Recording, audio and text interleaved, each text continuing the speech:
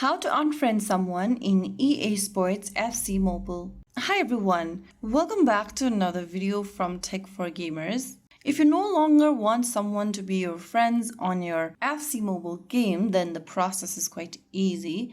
First of all, launch open the FC Mobile application on your device, and once you're inside the home page after logging in, go ahead and tap on the friends icon at the top right corner. You will be taken to your friends tab where you will be able to find all of your friends in the list.